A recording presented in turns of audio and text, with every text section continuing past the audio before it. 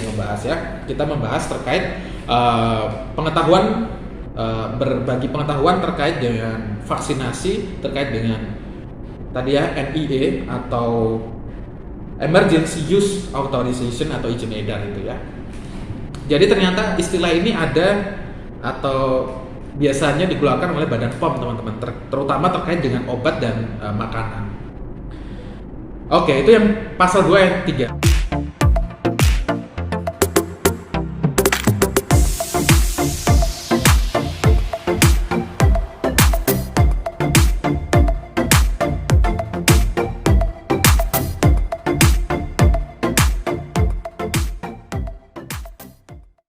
Kita masuk ke pasal 2 ayat 4. Ini totalnya ada pasal 2 ada 6 ayat ya.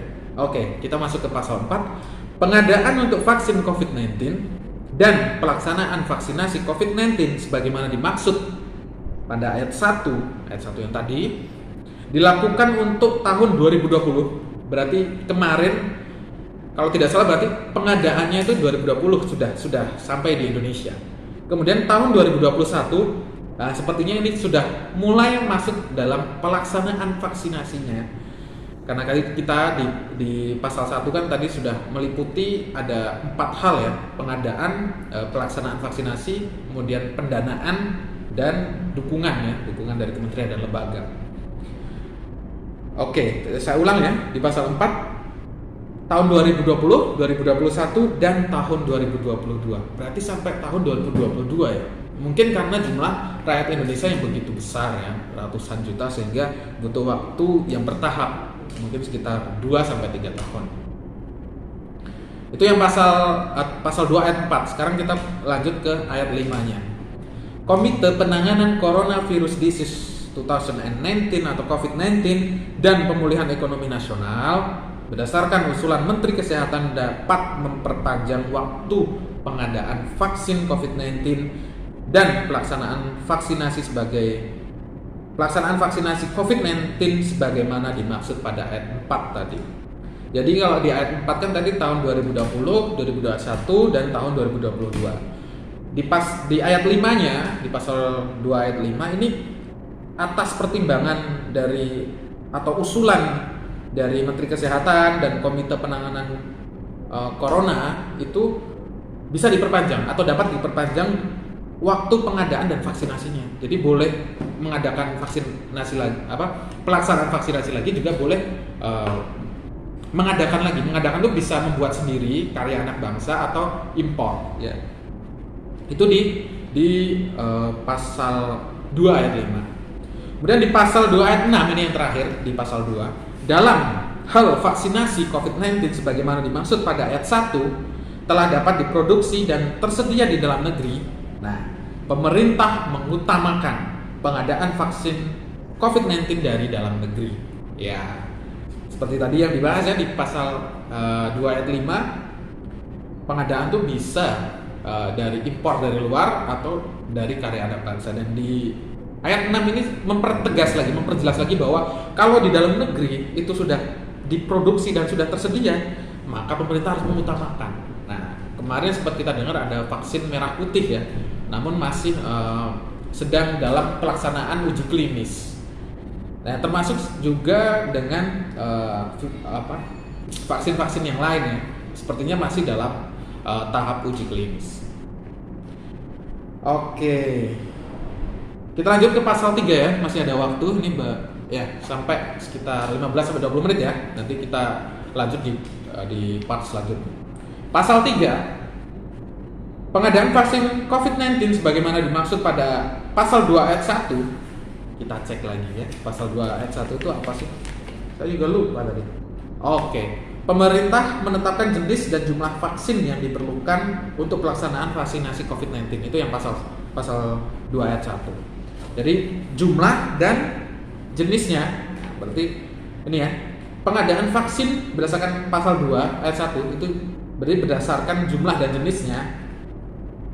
Jadi pasal 3 ayat 1 poin A mengatakan penyediaan vaksin COVID-19 dan peralatan pendukung dan logistik yang diperlukan. Jadi dalam pengadaan itu perlu juga disiapkan atau disediakan peralatan pendukung dan logistik. Jadi berarti peralatan itu menyangkut APD, kemudian logistik. Logistik itu berarti macam-macam ya. Bisa dari distribusi sampai ke pelaksanaan ya. Berarti logistik juga harus disiapkan.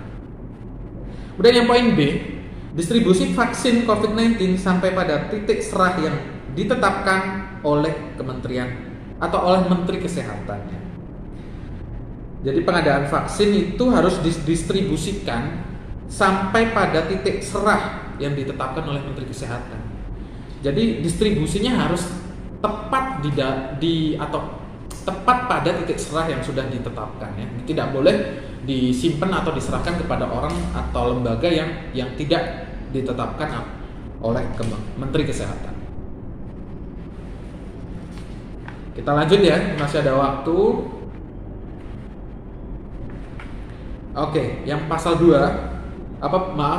maaf. Pasal 3 ayat 2 ya, lepotan jadinya. Peralatan pendukung tadi yang dimaksud ya, sebagaimana dimaksud ayat 1 huruf A, mencakup paling sedikit yaitu siringe. Ya, mungkin ini bahasa medis ya, saya kurang tahu siringe itu apa. Kapas alkohol, alat pelindung diri meliputi face shield, hazmat, sarung tangan dan masker bedah ya. Kemudian cold chain itu juga bahasa medis ya. Kemudian cadangan sumber daya listrik genset, tempat sampah limbah, bahan berbahaya dan beracun, safety box, dan cairan antiseptik berbahan dasar alkohol. Itu yang di pasal 3 ayat 2. Oke, kurang lebih yang lain itu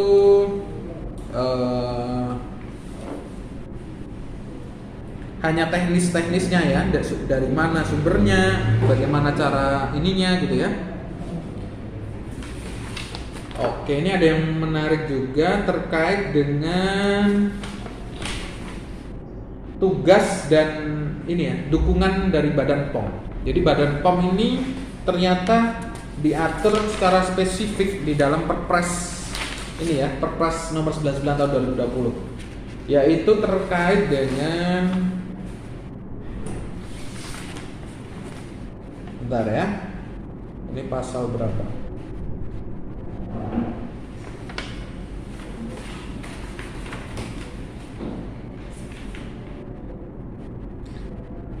Iya, pasal 21 ya, di dalam pasal 21. Di dalam pasal 21 ini menerangkan terkait dengan dukungan ya. Dalam rangka, saya bacakan di pasal ayat 1 ya. Dalam rangka mendukung percepatan dan kelancaran pelaksanaan pengadaan vaksin COVID-19 dan vaksinasi COVID-19, kementerian atau lembaga, pemerintah daerah provinsi, pemerintah daerah kabupaten dan kota memberikan dukungan sesuai dengan ketentuan peraturan perundang-undangan. Di sini di ayat 2-nya ada Kementerian Kesehatan, Kementerian Keuangan, Kementerian Luar Negeri, Kementerian BUMN, Kementerian Dalam Negeri. Nah, ada Kepala LKPP, Badan Pengawas Keuangan, ada juga Jaksa Agung, Kepolisian, Panglima TNI dan Gubernur serta Bupati dan Wali Kota. Tapi yang menarik di poin ke-7 yaitu Kepala Badan Pengawas Obat dan Makanan. Ini yang paling banyak dukungan yang harus diberikan.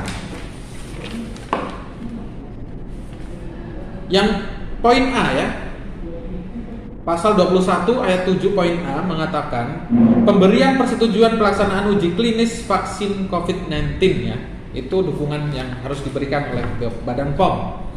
Kemudian pemberian persetujuan pemasukan jalur khusus bahan baku atau produk yang diperlukan untuk pengembangan dan penggunaan vaksin COVID-19. Yang C, pemberian persetujuan impor atas bahan baku atau produk vaksin COVID-19. Yang D, penerbitan, ya belepotan lagi ya, penerbitan sertifikat cara pembuatan obat yang baik bagi sarana produksi vaksin dan sertifikat cara distribusi obat yang baik bagi sarana distribusi vaksin. Kemudian yang E, ini ada istilah yang sering kita dengar, yaitu pemberian persetujuan penggunaan pada masa darurat atau Emergency Use Authorization atau penerbitan nomor izin edar NIE vaksin COVID-19. F. Persetujuan pelulusan uji tiap batch atau lot release. G. Pengawalan mutu dan keamanan produk serta integritas sepanjang rantai suplai vaksin COVID-19 hingga penggunaan di masyarakat. Yang H atau yang terakhir, dukungan lainnya yang diperlukan. Itu yang diatur dalam pasal 21 ayat 7 poin A sampai H terkait dengan Kepala Badan Pengawas Obat dan Makanan memberikan dukungan apa saja. Itu yang diatur dalam Perpres nomor 99 tahun 2020. Jadi ternyata istilah-istilah terkait Emergency Use Authorization itu ada di Perpres 99 tahun 2020 ya, terkait pengadaan vaksin dan pelaksanaan vaksinasi dalam rangka penanggulangan pandemi coronavirus disease 2019 atau COVID-19. Jadi seperti itu teman-teman. Kalau teman-teman mendengar istilahnya itu salah satunya ya. Istilah Emergency Use Authorization atau izin edar itu yang dilakukan oleh atau yang diterbitkan oleh Badan POM itu salah satunya ada dalam Perpres nomor 99 tahun 2020 ini. Ini mungkin salah satunya saja, mungkin di Badan POM juga sering atau istilah-istilah tersebut muncul ya. Baik, seperti itu teman-teman. Kita terus belajar lagi ya terkait dengan istilah-istilah yang ada di pemerintahan, di dalam politik ya, supaya pengetahuan kita bertambah. Kalau teman-teman punya informasi yang lebih menarik, lebih detail terkait dengan Emergency Use Authorization, teman-teman bisa sampaikan di kolom komentar. Boleh di like, boleh di dislike juga ya. Jadi saya tidak anti dengan dislike ya. Silahkan teman-teman kalau ingin dislike juga tidak apa-apa. Karena tombol itu memang atau menu dislike itu memang sengaja diciptakan oleh YouTube ya. Jadi fungsinya memang harus diklik. Tapi kalau teman-teman menyukai juga silahkan diklik juga. Begitu ya. Oke, terima kasih teman-teman semua. Sampaikan sikap kritismu, lontarkan ide-idemu dengan cara yang konstitusional. Sampai ketemu lagi di video saya selanjutnya. Wassalamualaikum warahmatullahi wabarakatuh.